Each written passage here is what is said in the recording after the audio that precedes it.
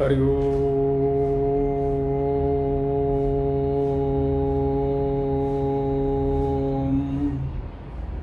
ओम सहना भवतु सहनौ भुनक्तु सह वीर्यं करवावहे तेजस्विनो अवदितमस्तु मा विद्विषावहे। ओम शांति शांति शांति। Hello everyone, myself Santosh Choubey. Good evening to all of you. सबसे पहले मैं आप लोगों से कल कोई भी वीडियो अपलोड नहीं करने के लिए क्षमा चाहता हूँ। कारण यह था कि कल मैं अपनी योगा की क्लास ख़त्म करके और पहाड़ों से नीचे आया तो काफ़ी टाइम लगा और मुझे समय नहीं मिल पाया। आज मैं आप लोगों को एक खुशखबरी देने जा रहा हूँ और खुशखबरी यह है कि मैं वहाँ पहुँच गया हूँ जहाँ पर मेरे पास पूरा सिस्टम है, इलेक्ट्रॉनिक बोर्ड है, हर चीज़ सिस्टम है मेरे पास। तो मैं आप लोगों की क्लास जो है अब बोर्ड पे ही स्टार्ट करूँगा। लेकिन आज कुछ यहाँ पे स्टूडियो की मरम्मत का काम चल रहा है, तो इस कारण से आज मैं आप लोगों को बिना बोर्ड के ही पढ़ा रहा हूँ। लेकिन कल से या फिर परसों से मैं आपके क्वेश्चंस लिख के लाऊंगा। और मैं आपको बता दूं कि हम लोग सिस्टमेटिक क्लास स्टार्ट करने वाले हैं 7 बजे मॉर्निंग, सुबह में 7 बजे से लेके 8 बजे तक आपके इंडियन पॉलिटी की क्लास रहेगी। इसके बाद फिर 11 बजे से पौने 12 बजे तक आपके मैथ्स की क्लास होगी और फिर 1 बजे से 2 बजे तक आपके इंग्लिश की क्लास रहेगी। शाम को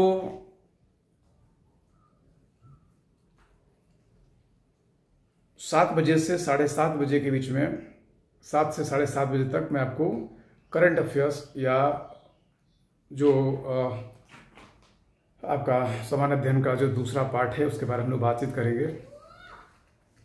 तो चलिए हम लोग आज की जो क्लास है यह स्टार्ट करते हैं। हाँ, एक बात बता दूं, देखिए अभी मैं आपको मार्च के महीने तक सिर्फ जनरल स्टडी पढ़ा रहा हूँ, मतलब करंट अफेयर्स की आधे घंटे क्लास और 1 घंटे जो है इंडियन पॉलिटी क्लास। जो मैथ्स और इंग्लिश की क्लासेस हैं ये मैं आपको 1 अप्रैल से शुरू करूँगा, क्योंकि अभी बीच में मुझे कुछ काम भी है तो क्लास डिस्टर्ब भी होनी चाहिए। मैं चाहता हूँ कि क्लास जो है वो पर डे बेसिस पर रेगुलर तरीके से चले। और मैं आपको यकीन दिलाता हूँ कि आपको मैं जीरो से सिखा दूंगा। उन बच्चों के लिए सब क्लासेस हैं जिन बच्चों की पढ़ाई सही तरीके से नहीं हो पाई, किसी तरीके से उनकी स्कूलिंग ख़राब हो गई और वे स्ट्रगल कर रहे हैं अपने लाइफ में, सीखने की कोशिश कर रहे हैं, लेकिन उनको जो भी चीज़ें मिल रही है एडवांस लेवल मिल रही है। तो मैं आपको वादा करता हूँ कि मैं आपको शुरू से शिखर तक लेकर जाऊँगा। छोटी छोटी चीज़ें बताने के साथ साथ मैं आपको उन सारी बातों पर आपको शॉर्ट ट्रिक के माध्यम से पढ़ा दूंगा कि जिससे आप बहुत शॉर्ट टाइम में अपने क्वेश्चंस किसी विषय में आसानी से कर सकें। तो चलिए हम लोग आज करंट अफेयर्स की क्लास पर थोड़ी सी चर्चा कर लेते हैं। देखिए बिना बोर्ड के मुझे पता है कि न तो आपको पढ़ने में मज़ा आ रहा होगा और न मुझे पढ़ाने में मज़ा आ रहा है, क्योंकि टीचर का मतलब है कि जब तक उसके हाथ में कलम ना हो, जब तक उसके हाथ में चौक ना हो तो फिर मज़ा नहीं आता। फिर भी चलिए मैं ट्राई करूँगा कि आप लोगों को थोड़ा बहुत तो मज़ा आ जाए। आज हम लोग देखो सबसे पहले जो बातें करने वाले हैं वो ये बात करने वाले हैं, देखिए एक नाम फिल्म, तो आप लोगों ने नाम फिल्म के बारे में कोई जानकारी होगी। और जब कभी भी हम लोग नाम फिल्म के बारे में बात करते हैं तो वहाँ पर एक गाना याद आ जाता है, चिट्ठी आई है चिट्ठी आई है बड़े दिनों के बाद हम वतनों की याद, चिट्ठी आई है चिट्ठी आई है। तो माय डियर फ्रेंड्स, ये जो चिट्ठी आई है यह जो गाना है ना, ये बड़ा ही मार्मिक गाना है और यह हमारे उन भारतीयों के दर्द को दिखाता है जो रोजी रोजगार की तलाश में विदेश में चले जाते हैं। अब देखिए विदेश में जाने के लिए आपको एक डॉक्यूमेंट की ज़रूरत होती है, जो उस डॉक्यूमेंट को हम लोग पासपोर्ट कहते हैं, और साथ ही साथ उस देश का परमिशन लेटर भी चाहिए होता है जिसको हम लोग वीज़ा कहते हैं। यदि आपका उस देश के साथ में फ्री वीज़ा की संधि नहीं है तो आपको वीज़ा बनवाना पड़ता है। तो हमारे जो बहुत सारे लोग हैं जो अपने जीवन के सपनों को ऊंचा करना चाहते हैं, उनके लिए संयुक्त राज्य अमेरिका एक बहुत बड़ी धरती है, बहुत बड़ी दुनिया है। और ऐसे लोग जो संयुक्त राज्य अमेरिका में काम करने के लिए जाते हैं, उनको एक विशेष प्रकार का वीज़ा मिलता है, जिस वीज़ा का नाम है H1B वीज़ा।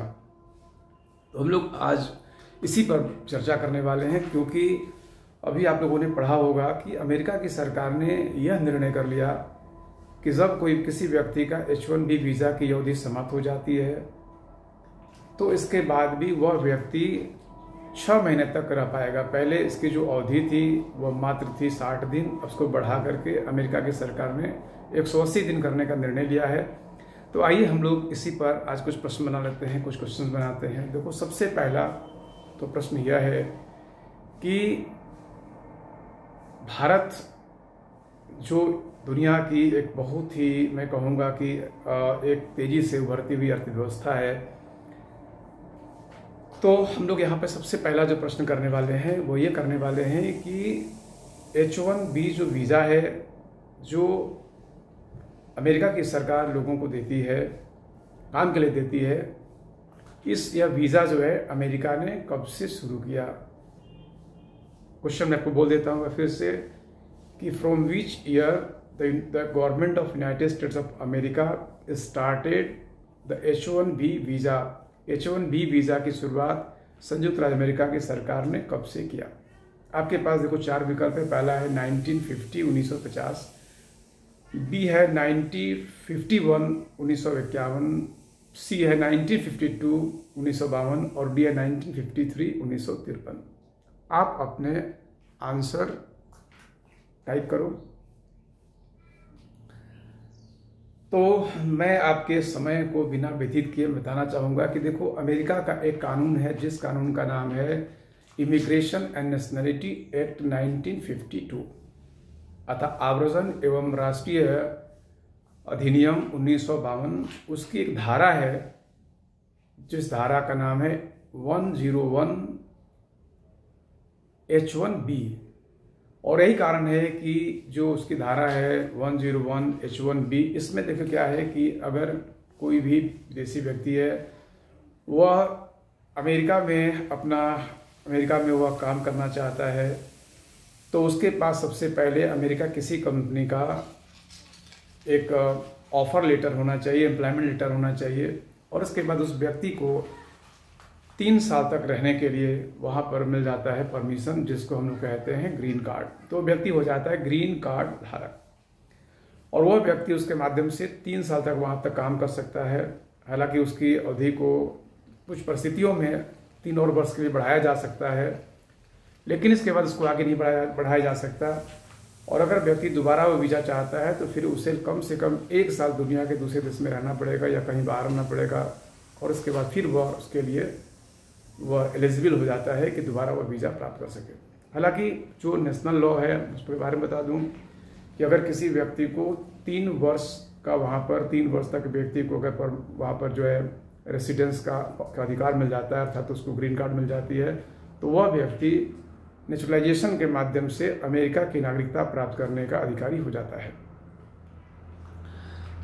तो यहाँ पे मैं आप लोगों से दूसरा क्वेश्चन पूछना चाह रहा हूँ कि how many persons can avail the H1B visa in a year. H1B visa जो है कितने लोग 1 वर्ष में प्राप्त कर सकते हैं। विकल्प नंबर ए में है 50,000, बी में है 60,000, सी है 65,000 और डी है 70,000। 50,000, 60,000, 65,000 और 70,000 आपको अपने आंसर अपने कमेंट बॉक्स में टाइप करने हैं। तो मैं समझता हूं कि आपने इसका सही आंसर टाइप कर लिया होगा, और इसका सही जो आंसर है वो यह है कि 65,000 लोगों को प्रति वर्ष अमेरिका की सरकार जो है H1B टाइप का वीज़ा जो है देती है। तीसरा इसमें क्वेश्चन यह है कि from which country maximum people avail H1B visa. H1B visa प्राप्त करने वाले जो अधिकतम लोग हैं वो किस देश से हैं। ए है चीन, बी है भारत, सी है जापान और डी है ऑस्ट्रेलिया। आप अपने विकल्प टाइप करें। तो मुझे लगता है कि आपने इसका सही विकल्प टाइप कर लिया होगा, और इसका जो सही विकल्प है, इसका जो सही विकल्प है और इसका जो सही विकल्प है वह है आपका भारत। इंडिया से 74% लोगों को जो है वीज़ा मिलता है, प्राप्त हो जाता है 65,000 में से। और इसके बाद दूसरे नंबर पर चीन या चाइना है। अगला क्वेश्चन यह है कि what do you mean by the L1 visa. जो L1 वीज़ा है वह किसको दिया जाता है? तो मैं बताना चाहूँगा आपको कि जो अमेरिका का इमिग्रेशन नेशनलिटी एक्ट 1952 है, उसमें जो L1 है वह उसका जो सेक्शन है उसी का, उसमें यह उसमें प्रावधान किया गया है कि अगर कोई व्यक्ति चाहे तो अपना बीच में ही वो अपना कंपनी बदल सकता है, और ऐसा जब वो कंपनी बदलता है तो इस प्रकार से कंपनी चेंज करता है तो उसको जो वीज़ा मिलती है वहाँ पर उस वीज़ा का नाम L1 प्रकार का वीज़ा है। चलिए, तो यह पहला मुद्दा था जो हम लोगों ने यहाँ पे चर्चा कर लिया। अब आइए हम लोग दूसरे मुद्दे पे बात करते हैं। देखो, भारत की जो सर्वोच्च न्यायालय है, या भारत की सर्वोच्च न्यायालय और उसके नीचे काम कर जितने न्यायालय हैं, जो भारत की जुडिशियरी न्यायपालिका है, तो यह जो न्यायपालिका है निश्चित रूप से इसको जस्ट जुडिशियरी इसलिए कहते हैं क्योंकि जस्ट या न्याय करने का कार्य करता है। और मानव के जीवन में अगर न्याय नहीं हो तो जाहिर सी बात यह है कि मानव और इस समाज में जिंदा नहीं रह सकता। अब देखिए, हर देश के अपने अपने कानून होते हैं, और आम आदमी को उस कानून की बारीकियों के बारे में जानकारी नहीं होती, न वह कानून को सही से इंटरप्रेट कर सकता है और न वह कानून को अच्छे तरीके से जान सकता है। तो इस कारण से वकील या अधिवक्ताओं या एडवोकेट्स के प्रावधान किए गए हैं दुनिया के हर देशों में, जो उस कानून की पढ़ाई करते हैं, जिनको हम लोग लॉयर या वकील कहते हैं।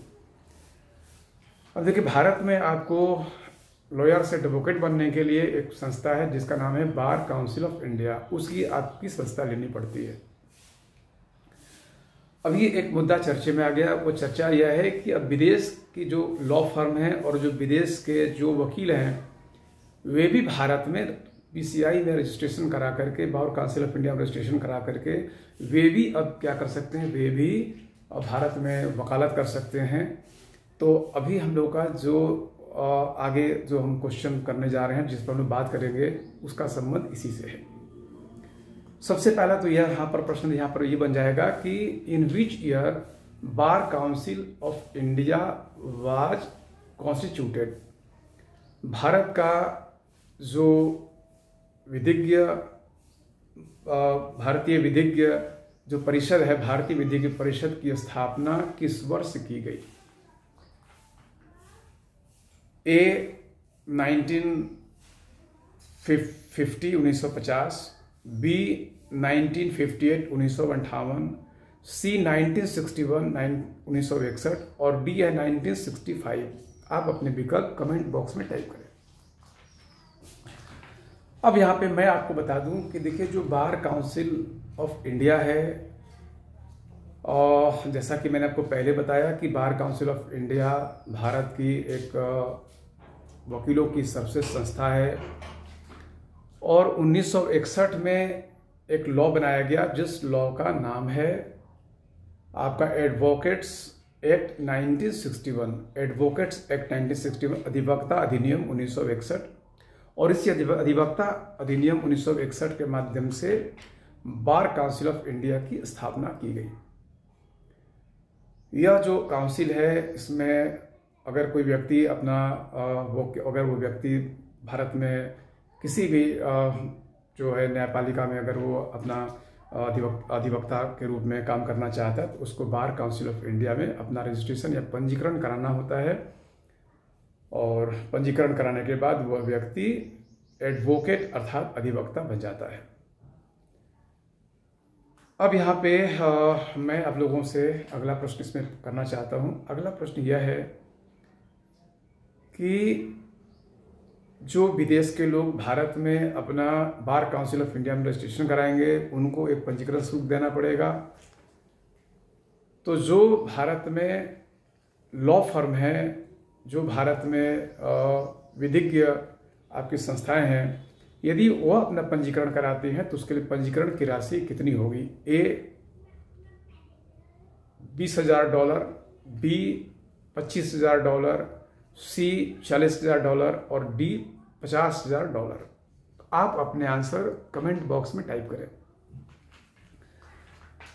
तो मैं आपको बता दूं कि आपने आंसर टाइप कर लिया होगा निश्चित रूप से। इसका जो सही आंसर है वह आंसर डी है, मतलब $50,000। कि अगर कोई भी व्यक्ति भारत में, जो विदेशी व्यक्ति है, अगर भारत में बार काउंसिल ऑफ इंडिया में पंजीकरण करा करके भारत में एडवोकेसी करना चाहता है तो उसके लिए उसे $25,000 का पंजीकरण कराना पड़ेगा। और अगर कंपनी है तो कंपनी के लिए पंजीकरण की जो राशि होगी वह होगी आपकी $50,000। उसकी जो राशि होगी वह होगी $50,000। और मैं यहाँ पे आपसे इसमें एक लास्ट प्रश्न पूछना चाह रहा हूँ। और वह क्वेश्चन यह है कि अगर कोई व्यक्ति भारत में बार काउंसिल ऑफ इंडिया का सदस्य बन जाता है तो बार काउंसिल ऑफ इंडिया का सदस्य बनने वाला जो व्यक्ति है, जो अगर और वह विदेशी व्यक्ति है, तो वह किस प्रकार के केस लड़ पाएगा? A criminal cases, B civil cases, C दोनों प्रकार का केस, या डी सिर्फ कंपनी जो एक्ट है, कंपनी लॉ है, कंपनी लॉ से रिलेटेड जो केसेस होंगी उसको ही लड़ पाएगा। जो कारपोरेट लॉ होता है उससे संबंधित जो है वो केस लड़ पाएगा। तो आपके 4 विकल्प यहाँ पर है, उसमें से आपको सही आंसर का चुनाव करना है। मैं आपको बता दूं कि जो विदेशी वकील और विदेशी लॉ फर्म होंगी उनको भारत में सिर्फ और सिर्फ उन केस को लड़ने का अधिकार होगा जो कंपनी लॉ से संबंधित होंगी और जो सिविल होंगी, अर्थात उनको क्रिमिनल केस लड़ने का अधिकार भारत में नहीं दिया जाएगा। चलिए हम लोग अब तीसरे मुद्दे पे आते हैं। आपके 2 मुद्दे हैं खत्म हो गए, तीसरे मुद्दे पे आते हैं। देखिए बार बार मैं यही कहता हूँ कि जो अर्थव्यवस्था है, जो इकोनॉमिक्स है, वो किसी भी राष्ट्र की धुरी है। और इसीलिए के थौराज ने कहा था कि finance is the circulatory system of body. जो वित्त है वो किसी भी राष्ट्र की रक्त संचार प्रणाली की तरह है कि जिस प्रकार से यदि हमारे वेंस और आर्टरीज में यदि ब्लड का फ्लो बंद हो जाए, यदि हमारा सर्कुलेटरी सिस्टम में ब्लड फ्लो ना करे तो जैसे उस व्यक्ति की मृत्यु हो जाती है, उसी प्रकार से अर्थव्यवस्था के अभाव में किसी भी देश की मृत्यु हो सकती है। अब हम लोग यहाँ पर बात करते हैं। देखिए अर्थव्यवस्था में जो सबसे बड़ी बात है यह है कि दुनिया का कोई भी देश है वो अपनी ज़रूरत की सारी वस्तुओं का उत्पादन न तो खुद करता है और न ही वह उसका उपभोग खुद कर लेता है। तो जो चीज़ अधिशेष बचती है उसको हम लोग को दूसरे देशों को हम दे देते हैं, जिसको हम लोग निर्यात कहते हैं। और जिन चीज़ों की हमें कमी होती है उसको हम दूसरे देशों से मंगा लेते हैं, जिसको हम लोग आयात कहते हैं। अब देखो जो आयात और निर्यात है, तो निर्यात और आयात के बीच का जो अंतर होता है उसको हम लोग ट्रेड डेफिसिट, अर्थात इसे हम लोग व्यापार घाटा कहते हैं। अब यहाँ पे मैं आप लोगों के लिए यहाँ पर एक मुद्दा है। देखिए अभी हिंदू पेपर में कल का न्यूज़ था और ये न्यूज़ ये था कि भारत का पिछले 3 क्वार्टर की बात करें, हम लोग पिछले क्वार्टर की बात करें, 3 महीनों की बात करें, तो 3 महीनों में भारत का जो व्यापार घाटा है, जो ट्रेड डेफिसिट है, वो नैरो हुआ है, मतलब उसमें कमी आई है। और निश्चित रूप से ये तो सुखद समाचार जैसी बात है। लेकिन यहाँ पर कुछ क्वेश्चंस मैं आपके लिए बना के लाया हूँ और इससे आपको इस हकीकत के बारे में जानकारी मिलेगी। क्योंकि देखो आंकड़ों का खेल बड़ा अजीब है और आंकड़ों के खेल में अच्छे अच्छे लोग फंस जाते हैं। हम आप तो बहुत साधारण से लोग हैं। तो आइए हम लोग बात करते हैं कि इसके बारे में बात करते हैं। देखिए सबसे इसमें पहला क्वेश्चन जो मैंने आपके लिए बना रखा है वो ये बना रखा है कि निम्नलिखित में से भारत का जो व्यापार संतुलन थोड़ा सा फेवर में हुआ है, भारत में जो व्यापारी घाटा है उसमें जो थोड़ी कमी आई है, उस कमी आने की वजह क्या है? ए भारत के आयात में कमी, बी भारत के निर्यात में आयात से अधिक वृद्धि, सी भारत के आयात और निर्यात दोनों में वृद्धि, और डी भारत के आयात और निर्यात दोनों में कमी। आपको अपने विकल्प टाइप करने हैं। अब मैं यहाँ पे आपको बता देता हूँ। देखिए, सही है कि पिछले 3 महीनों में भारत का जो व्यापारी घाटा है उसमें कमी आई है, लेकिन इसके पीछे जो वजह है, जो कारण है, वो आपको मैं बताना चाहता हूँ कि इसका कारण यह है कि भारत 30 मुख्य वस्तुओं का आयात करता है, उसमें से 16 वस्तुओं का आयात भारत ने बंद कर दिया, क्योंकि सरकार की सोच यह है कि हम कुछ चीज़ों का उत्पादन खुद से कर सकते हैं तो खुद से करेंगे, और इसलिए उसने क्या किया कि 30 में से 16 वस्तुओं को जो है भारत ने उसमें बंद कर दिया। और इस कारण से मैं आपको बताना चाहूँगा कि भारत का जो आयात है उसमें 8.2% की कमी आई है, और जो निर्यात है उसमें 8.8% की उसमें कमी आई है। मतलब भारत का जो निर्यात है उसमें आयात से कमी आ गई है। मतलब निर्यात का परसेंटेज भारत का जितना गिरा है उतना आयात का परसेंटेज भारत का नहीं गिरा। लेकिन चूंकि हम लोगों ने कुछ आइटम को पूरे से बंद कर दिया, तो इस कारण से भारत का इस समय थोड़ा व्यापार का जो संतुलन है वो थोड़ा सा सही हो गया है।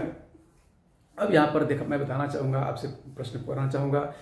क्वेश्चन यह है कि दुनिया का सबसे भारत का जो है वो विश्व में आयात के क्षेत्र में भारत का कौन सा स्थान है? What is the place of India in terms of import in the world? दुनिया में आयात के क्षेत्र में भारत का कौन सा स्थान है? ए 3रा, बी 6ठा, सी 13वां और डी 19वां। आपको अपने विकल्प कमेंट बॉक्स में टाइप करने हैं, और मैं समझता हूं कि आप लोगों ने अपना यहाँ पर कमेंट बॉक्स में अपना विकल्प टाइप कर लिया होगा। मैं आपको बता दूं कि भारत का इसमें जो स्थान है वह स्थान है 6ठा। भारत दुनिया का आयात के दृष्टिकोण से 6ठा सबसे बड़ा देश है। अगर हम लोग आयात की बात करेंगे तो दुनिया से सबसे अधिक आयात करने वाला देश है यूनाइटेड स्टेट्स ऑफ अमेरिका। दूसरे नंबर पर आपका जो देश है वह है यूनाइटेड अरब अमीरात। दूसरे नंबर पर जो देश है वो चाइना है। और यदि हम लोग दूसरे नंबर पर जो देश है वह निश्चित रूप से जो है आपका चाइना है। और यदि हम लोग निर्यात की बात करेंगे तो दुनिया का सबसे बड़ा जो निर्यातक देश है वह है अमेरिका, और दूसरे नंबर पर इसमें चीन है। यदि भारत की बात करें तो भारत निर्यात में दुनिया का 19वें नंबर का देश है। अगला प्रश्न यहाँ पर यह है कि भारत दुनिया में सबसे अधिक आयात किस देश से करता है, और भारत दुनिया में निर्यात सबसे अधिक किस देश को करता है? तो मैं आपको यहाँ पर सीधे से विकल्प के माध्यम से नहीं, ऐसे आंसर बता देता हूँ कि भारत दुनिया में सबसे अधिक जो आयात करता है वह कर रहा है इस समय चीन से, और सबसे अधिक निर्यात भारत कर रहा है वह कर रहा है यूनाइटेड स्टेट्स ऑफ अमेरिका को। अब यहाँ पे मैं बताना चाहूँगा कि अगर हम भुगतान संतुलन की बात करें तो दुनिया के जो तमाम बड़े देश हैं उनकी अपेक्षा में भारत का भुगतान संतुलन जो है ऋणात्मक है, और समग्र की बात करेंगे तो हम भारत का भुगतान संतुलन जो है वो ऋणात्मक है।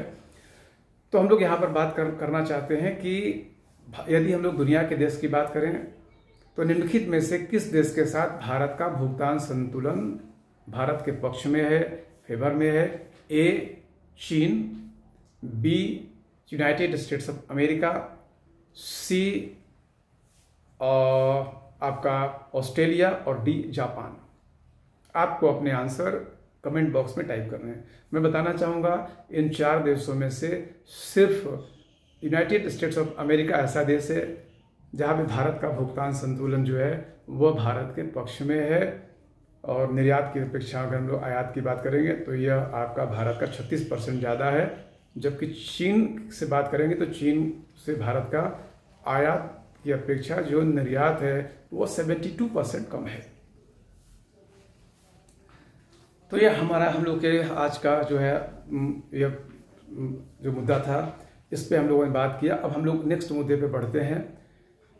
देखिए, अभी मैं कला, साहित्य, फिल्म, ये सब इसमें जैसे लग रहा है भारत का कुछ अच्छा ही चल रहा है, और इसमें भारत की एक फिल्म जिसने काफ़ी जापान में जिसको काफ़ी लोग पसंद कर रहे हैं, जो जापान के लोग इसको काफ़ी क्रेजी रूप में देख रहे हैं, और यह जो फिल्म है यह ऋतिक रोशन और की फिल्म है। ऋतिक रोशन साहब ने इस फिल्म में उन्होंने जो है वो इस फिल्म के वो एक्टर हैं, और उनके साथ में कैटरीना कैफ जी जो है एक्ट्रेस।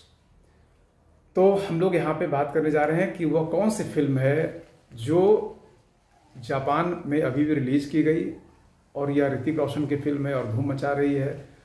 तो आपको मैं 4 यहाँ पर विकल्प दे रहा हूँ। पहला विकल्प है कोई मिल गया, दूसरा विकल्प है आपके पास कहो ना प्यार है, तीसरा विकल्प है बैंग बैंग, और चौथा इनमें से कोई भी नहीं। आप अपने आंसर विकल्प कमेंट बॉक्स में टाइप करें, और मैं समझता हूं कि इसका आंसर आप लोगों ने बिल्कुल सही टाइप कर दिया होगा, क्योंकि मैंने जो एक्टर और एक्ट्रेस दोनों के साथ में बात कर दी, तो इससे आप लोगों ने अनुमान लगा लिया होगा। निश्चित रूप से यह फिल्म है बैंग बैंग। तो अभी बैंग बैंग जो फिल्म है, इसका प्रदर्शन जब चीन में किया गया तो चीन के लोगों ने इसमें काफ़ी रुचि दिखाई, इन्होंने उसको हाथों हाथ ले लिया। अब मेरा यहाँ पर आप लोगों से प्रश्न यह है कि फिल्म बैंग बैंग का प्रदर्शन भारत में किस साल किया गया था? ये भारत में किस साल रिलीज हुई थी? ए है 2014, बी है 2018, सी है 2021 और डी है 2022। तो मैं आप लोगों को बता दूं कि यह फिल्म का प्रदर्शन जो है वो 2014 में हुआ था, और यह फिल्म अमेरिका के एक फिल्म का रीमेक है जो 2010 में बनी थी, जिस फिल्म का नाम है नाइट्स एंड डेज। चलिए अब हम लोग अगले प्रश्न पे आते हैं, क्योंकि जगह समय भी इम्पोर्टेंट है, हमें इसका भी ध्यान रखना है। देखिए, currency and energy, these are 2 most important things in the human life. मानव के जीवन की बात करेंगे तो जो मुद्रा है और जो ऊर्जा है, ये दोनों मानव के जीवन की सबसे अहम चीजें हैं।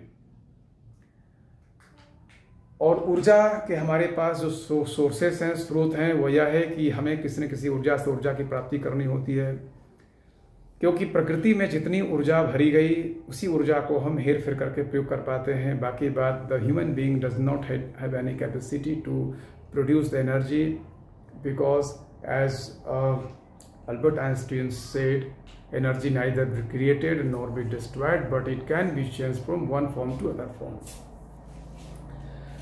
तो मैं आपको यहाँ बताना चाहता हूँ कि अभी एक अच्छी खबर आई। अच्छी खबर यह है कि लक्षद्वीप जो भारत का सबसे छोटा यूनियन टेरिटरी है, जो भारत का सबसे जो है सबसे छोटा संघशासित प्रदेश है, 32 स्क्वायर किलोमीटर में फैला हुआ लक्षद्वीप, तो लगभग 60 से 65 हज़ार की यहाँ की आबादी है।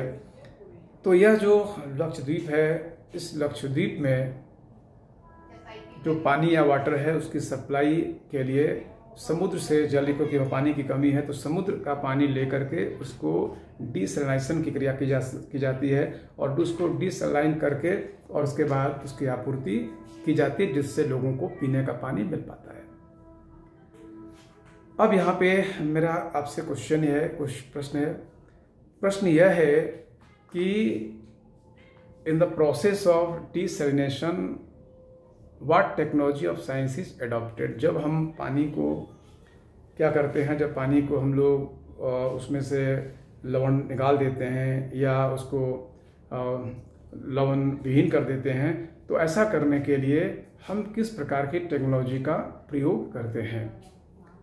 तो मैं आपको बताना चाहूँगा कि ऐसे तो हम लोग मुख्य रूप से जो टेक्नोलॉजी हम लोग प्रयोग करते हैं, वह जो टेक्नोलॉजी है वह आपकी है रिवर्स ऑस्मोसिस की टेक्नोलॉजी। लेकिन समंदर से पानी यहाँ पर निकालने के लिए भारत की जो एक संस्था है जिसका नाम है नेशनल संस्था का नाम है आपका नेशनल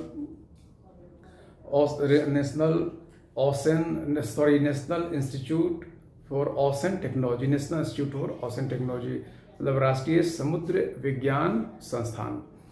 तो ये राष्ट्रीय समुद्र विज्ञान संस्थान जो है यह क्या करती है, यह पानी वहाँ पे एक टेक्नोलॉजी अडॉप्ट करती है, बहुत ही ज़बरदस्त प्रकार की टेक्नोलॉजी है। वह यह है कि बड़े बड़े वहाँ पर आपको इंजन चलाए जाते हैं और वो इंजन क्या करता है कि प्रेशर या दाब देता है सरफेस का जो वाटर है, और जब हम लोग 600 फीट नीचे जाते हैं तो वहाँ के वाटर, तो समुद्र के उन दोनों वाटर में लगभग 15 डिग्री सेल्सियस का डिफरेंस से अंतर आता है। तो यह जो अंतर है, यह जो अंतर है, इस अंतर वाले पानी को ला करके उसको कंडेंस किया जाता है, उसको दबाव में दबाया जाता है। और मैं आपको बताना चाहूँगा कि जब हम किसी भी तरल पर दाब डालते हैं और जब उसका दाब वायुमंडलीय दाब एटमॉस्फेरिक प्रेशर के बराबर हो जाता है तो वह खौलना शुरू कर देता है, वह जो है बॉयल करना शुरू कर देता है, और फिर उसका भाप वहाँ पर ले करके उसको कंडेंस करके वो पानी इकट्ठा कर दिया जाता है और जिस पानी से उसको यह आपूर्ति कर दी जाती है। लेकिन आप जानते हो कि डीजल जो है वह एक फॉसिल फ्यूल है, इससे न सिर्फ ग्लोबल वार्मिंग हो रही है और भारत में इसकी बहुत ज़्यादा कमी भी है। तो एक ऐसी एनर्जी, एक ऐसी टेक्नोलॉजी जो है वो national institute of ocean technology इस्तेमाल करने जा रही है, जो पृथ्वी मंत्रालय के अधीन काम करती है। तो यह जो है एक ऐसी टेक्नोलॉजी इस्तेमाल करने जा रही है जिस टेक्नोलॉजी में किसी प्रकार का कोई भी फॉसिल फ्यूल इस्तेमाल नहीं किया जाएगा। मैं बताना चाहूँगा कि लक्षद्वीप के 6 ऐसे द्वीप हैं जहाँ पर इसकी आपूर्ति, पानी की आपूर्ति जो है वो इसी प्रोसेस से की जाती है। बाकी बात में समय जो है वो ख़त्म हो रहा है, तो मैं इस पर थोड़ा ज़्यादा कुछ चर्चा नहीं कर पाया। जब मैं साइंस पढ़ाऊँगा तो आपको रिवर्स ऑस्मोसिस क्या है, इन सब के बारे में आपको बहुत डिटेल में बात करूँगा। ठीक है, तो आज की क्लास यही तक है। Thank you very much everyone. मैं फिर से रिमाइंड करा दूं कि जो हम लोग की अब क्लास शुरू होगी वो क्लास में आपको क्वेश्चन आंसर बोर्ड पर लेके आऊँगा। क्वेश्चन आंसर पहले से टाइप्ड होंगे जिससे आपका समय बचेगा।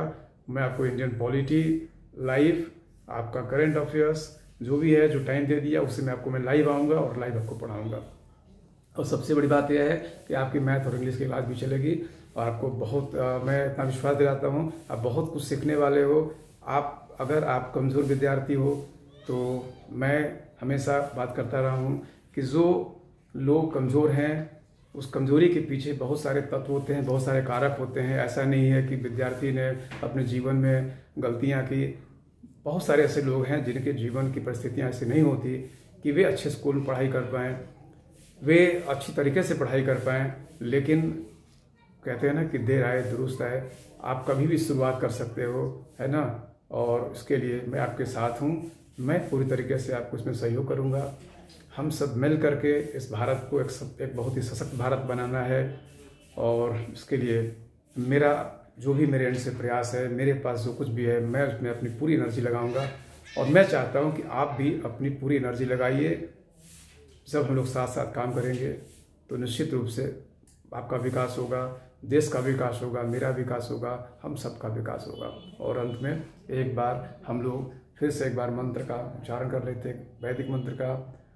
ओम पूर्णमदः पूर्णमिदं पूर्णमेवावशिष्यते पूर्णस्य पूर्णमादाय पूर्णमेवावशिष्यते। ओम हरि ओम। Thank you everyone.